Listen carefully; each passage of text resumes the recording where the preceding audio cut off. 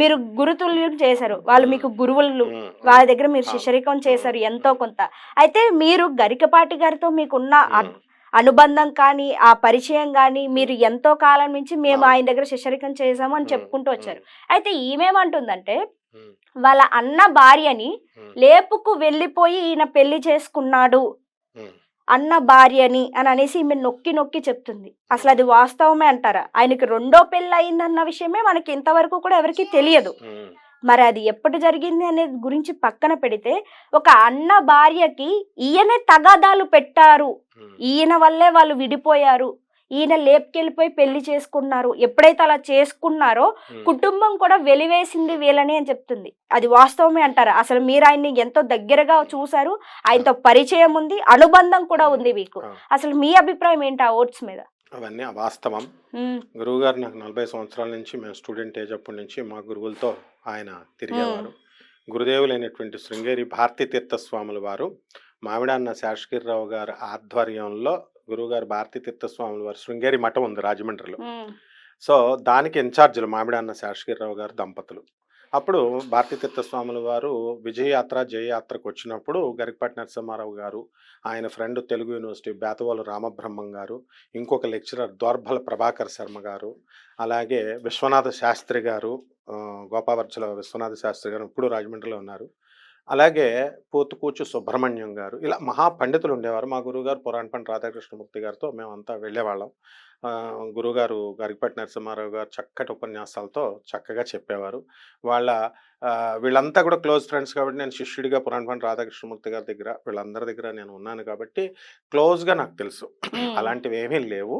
అలాగే ఆయనకి తర్వాత ఆయన భార్య అయినటువంటి శారదమ్మ గారు కూడా నాకు తెలుసు. ఎందుకంటే మేము అనేక సందర్భాల్లో మరి గురుగారు హోటల్లో వచ్చినప్పుడు చాలా అపురూపంగా చూసుకుంటారు ఆమెని. కాబట్టి ఇవన్నీ కూడా ఆయనకు అవసరం లేదు ఇవన్నీ. ఎందుకనంటే ఆయన లెక్చరర్గా ఒక వీడియో చూసాం మనం ఈ మధ్యకాలంలో వైరల్ అవుతున్నవి. ఆయనకి లెక్చరర్గా ఎక్కడ ఉద్యోగం ఇవ్వలేదు అని చెప్పాడు. Telugu master post దొరకదా?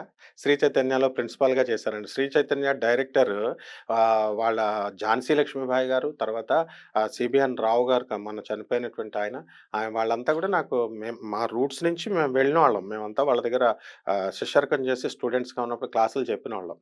అంటే తెలుగు మాస్టర్ పోస్ట్ ఎందుకు రాదు? అసలు సబ్జెక్టే లేనటువంటి వాళ్ళకే తెలుగు మాస్టర్ పోస్ట్ వస్తుంది.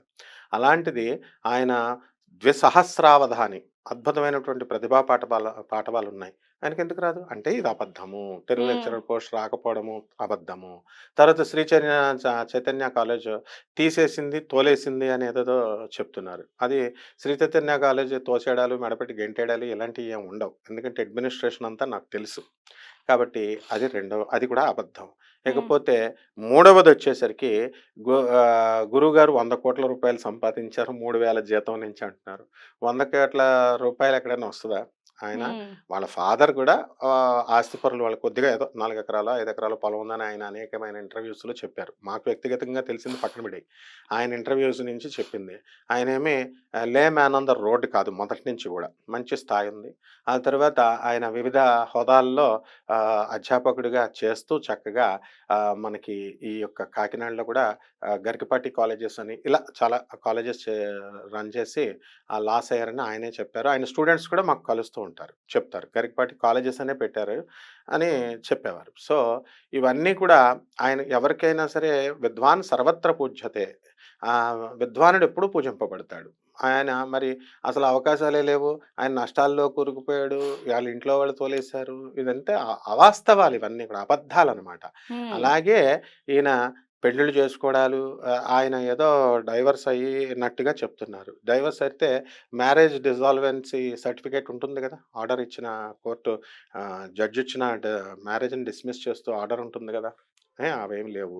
తర్వాత రెండవ విషయం, వాళ్ళ పిల్లలు పుట్టారని అన్నారు. వాళ్ళ పిల్లలు పుడితే మదర్ పేరు ఫాదర్ పేరు రాస్తారు కదా, ఆయన పిహెచ్డి చేశాడు సెంట్రల్ యూనివర్సిటీలో. అవన్నీ ఉన్నాయా? వీళ్ళకి ఏమన్నా తెలుసా చెప్పిన వాళ్ళకి? అవన్నీ మాకు తెలుసు. కాబట్టి అలాంటివన్నీ ఏమి లేవు. కాబట్టి అవన్నీ అవాస్తవాలు. కాకపోతే మరి మేము చిన్నపిల్లలం కాబట్టి మా గురువులు వాళ్ళు మాట్లాడుకునేవారు కాబట్టి మాకు తెలియకుండా ఏమైనా వ్యవహారాలు జరుగుంటే అది నాకు తెలియదు. కానీ నాకు తెలుసున్నంత వరకు ఆయన క్లీన్ షీట్, చాలా సౌమ్యుడు, కాకపోతే దర్పంగా హుందాగా ఎప్పుడు ఉంటారు ఉపన్యాసాల్లో చక్కగా మంచిగా పంచి కట్టుకొని మంచి దర్భంగా వెళ్తూ అందరికీ కూడా దర్జాగా నమస్కారం చేస్తూ ప్రతి చిన్నవాళ్ళకు కూడా నమస్కారం చేస్తూ ఉంటారు. నాకు తెలిసిన ప్రత్యేకమైనటువంటి అనుభవం ఏంటంటే ఇప్పుడు చిన్న చిన్న వాళ్ళు కూడా వీడియోల్లోకి వస్తారు. 1, 2 వీడియోల్లో వచ్చేసి ప్రముఖ ఆధ్యాత్మికవేత్త లేకపోతే ప్రముఖ బ్రహ్మశ్రీ అది ఇది అని పెట్టేసుకుంటూ ఉంటారు. ఆ తర్వాత మనం పలకరించినా బిల్డప్లు ఇస్తూ ఉంటారు. అవును. కానీ ఆయన అలా కాదు. ఎవ్వరు రోడ్డు మీద ఎటువంటి చిన్న పర్సన్ వెళ్ళినా సరే గురువుగారు నమస్కారం అండి అంటే ఎంతో ఆప్యాయంగా ప్రాణప్రదంగా పలకరిస్తారు. అయితే ఆయన దగ్గర ఉన్నది ఏంటంటే టీచర్ కాబట్టి బేసికల్గా హుందాతనం మెయింటైన్ చేస్తారు, డిస్టెన్స్ మెయింటైన్ చేస్తారు. ఎందుకంటే మన బుద్ధులన్నీ కోతు బుద్ధులు కదా. ఇప్పుడు look only at the brighter side of the life of any person అంటాం. ఓన్లీ బ్రైటర్ సైడ్ మాత్రమే చూడండి. మనకు డార్క్ సైడ్ అనవసరము అని మనకు తెలుసు. మరి మనం చూస్తున్నామా? కాబట్టి గురువు దగ్గర మనం నేర్చుకోవాల్సింది ఏంటి? విద్య నేర్చుకోవాలా, ఆ తర్వాత సంస్కారం నేర్చుకోవాలా, ఆత్మవిశ్వాసాన్ని నేర్చుకోవాలా. అంతేగాని బ్రైటర్ సైడే చూడాలి. ప్లస్ ఇంకోటి ఏంటంటే అన్నిటికంటే దారుణమైనది ఏంటంటే ఆ యొక్క వీడియోలో ఆత్మహత్య చేసుకోవడానికి ఒకానొక దశలో ప్రయత్నించారు. అవును. ఆయన కామేశ్వర్ గారు ఆయన మొదటి భార్య వచ్చి రక్షించారు అంటున్నారు. అది కూడా అవాస్తవం. కారణం ఏంటంటే ఆయనకి ఆత్మహత్య చేసుకోవాల్సినటువంటి అవసరం లేదు. ప్లస్ రెండవది మామూలు ఆత్మవిశ్వాసం కాదు ఆయనది. మామూలు చిన్నగా ఒక టీచర్గా స్టార్ట్ అయినటువంటి ఆయన ఆధ్యాత్మిక రంగంలో సామ్రాట్గా చక్రవర్తిగా ఎదిగిపోయారు. ఇప్పుడు ఈ రోజున ఆయన గురించి ఒక వీడియో వస్తుంటే కొన్ని లక్షల్లో వేలల్లో ఖండాంతరాలలో చూస్తున్నారు. కానీ ఒక్కళ్ళు కూడా బ్యాడ్ కామెంట్ పెట్టట్లేదు. వీళ్ళు ఎంత అసూయతో ఎంత ద్వేషంతో పెట్టిన కారణం ఆయన ప్రజారంజకంగా ఆయన ప్రజల హృదయాల్ని దోచుకున్నటువంటి శ్రీనాథ కవి సార్వభౌముడు, ఒక పోతనామాచ్యుడు. అలాగే ఆయన ఏది చెప్పినా సరే హేతుబద్ధంగా ఉంటుంది, రేషనలిజం ఎక్కువగా ఉంటుంది, అండ్ లాజికల్ కన్సిస్టెన్సీ ఉంటుంది, తార్కికంగా ఉంటుంది, అండ్ సైంటిఫిక్ అప్రోచ్ ఉంటుంది. సైంటిఫిక్గా చెప్తారు, అండ్ మోడర్న్గా చెప్తారు గురుగారు. అండ్ యూత్ని, మధ్య వయస్కుల్ని, ఆ తర్వాత వృద్ధుల్ని అందరినీ కూడా ఏకత్రాటి మీద తీసుకొచ్చి వ్యంగ్యంగా హాస్యంగా డాక్టర్ నందమూరి తారక రామారావు అభిమాని కాబట్టి ఆయన సేమ్ ఆయనకులాగే చక్కగా నవరసాలు ఒలికిస్తూ నవరసాలు పలికిస్తూ ఆయన చక్కగా అందరికీ కూడా జ్ఞానబోధ చేసేటటువంటి మహాజ్ఞాని, మహాగురువు ఆయన. ఇప్పుడు ఈ కాలంలో అందరూ కూడా మాకు మేమే గురువులం, సద్గురువులం, జ్ఞాన గురువులం, సిద్ధ గురువులం, జగద్గురువులం అని పెట్టుకుంటున్నారు. కానీ ఆయన సాక్షాత్తు జగద్గురు ఆదిశంకరాచార్యుల వారి శిష్యుడు ఆయన. ఎందుకనంటే నాకు తెలిసింది నేను చెప్తున్నాను, నేను స్వయంగా చూశాను కాబట్టి. ఆయన శంకర విజయం, అలాగే జగద్గురు ఆదిశంకరాచార్యులు చెప్పినటువంటి సౌందర్యలహరి, శివానంద లహరి, వీటితోనే ఆయనకు టైం బిజీగా సరిపోతుంది. ఇవన్నీ నాన్ సెన్స్ అనమాట. ఇవన్నీ కూడా ఆయనకు అసలు అవన్నీ అబద్ధాలు అబద్ధాలు అబద్ధాలు. అంటే ఏవి అబద్ధాలు అంటారు? ఆయనకి 2 పెళ్లిళ్ళు అయ్యాయి అనడం అబద్ధం అంటారా? ఖచ్చితంగా అబద్ధం. ఎందుకంటే వాళ్ళ పిల్లలు ఉన్నారని వీడియోలు వస్తాయమ్మా. వీడియోలు ఏంటంటే ఆర్టిఫిషియల్ ఇంటెలిజెన్స్ అంటే 2 పెళ్లిళ్ళు చేసుకోలేదు అంటారు గరికపాటి గారు. మాకు తెలిసి ఆయన ఏది చేసుకోలేదు, అందులో డౌటే లేదనమాట. 2వ పెళ్లి చేసుకోలేదు అంటారు. అన్న భార్యను చేసుకోలేదు అంటారు. అన్న భార్యను చేసుకోవడానికి ఆయన ఆడవాళ్ళందరినీ కూడా, మహిళలందరినీ కూడా తల్లులతో చెల్లులతో చూస్తారు ఆయన. మరి 2వ పెళ్లి చూడరు. ఓకే ఓకే, మీరు అన్నది నాకు అర్థమైంది. ఆయన అన్న వదిన్ని అన్నగారి భార్యని చేసుకోలేదు, వదిన గారిని పెళ్లి చేసుకోలేదు అంటే ఆయన గరికిపాటి గారి మొదటి భార్య ఎవరైతే ఉన్నారో ఆమె అందరికీ సుపరిచితురాలే. మీకు కావచ్చు, మాకు కావచ్చు, అందరికీ కావచ్చు, ఈ వీడియో చూస్తున్న ప్రతి ఒక్కరికి కావచ్చు. అయితే ఆమెకంటూ సొంతంగా ఒక యూట్యూబ్ ఛానల్ ఉంది. దాని గురించి మీకు తెలిసే ఉంటుంది. మరి ఆమె ఆ యూట్యూబ్ ఛానల్లోకి వచ్చి చాలా సార్లు మాట్లాడింది కూడా.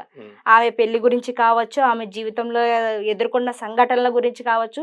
మరి ఆమె ఎంత ఖచ్చితంగా మాట్లాడుతుంది అంటే మనం ఎలా చెప్పగలుగుతున్నారు? మరి మీరు 2వ పెళ్లి చేసుకోలేదు, ఆయనకి అయ్యింది ఒకటే పెళ్లి అని మీరు ఎలా చెప్పగలుగుతారు? పెళ్లి అంటే ఏంటి? నాతి చరామి అని. భార్య అనేది ఎలా ఉండాలా?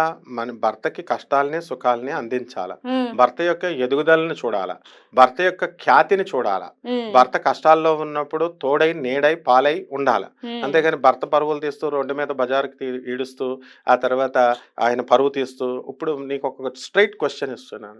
ఆయనకు ఇప్పుడు నాకు దగ్గరగా ఆయన 40 సంవత్సరాలు, నా బాల్యం నుంచి 40 సంవత్సరాల పరిచయం. మా గురువుల దగ్గరికి ఆయన మేమెంతో అపురూపంగా చూసుకునే వాళ్ళం, ఆయన మేమెంతో గౌరవప్రదంగా మా గురువులే చూసుకునేవారు. మరి అలాంటి ఆయన ఇప్పుడు ఇన్ని సంవత్సరాల నుంచి ఈ వ్యవహారాలన్నీ కనుక ఆయనకి మధ్యలో కనుక ఉన్నట్లయితే ఇప్పుడే ఎందుకు రావాలి ఆమె?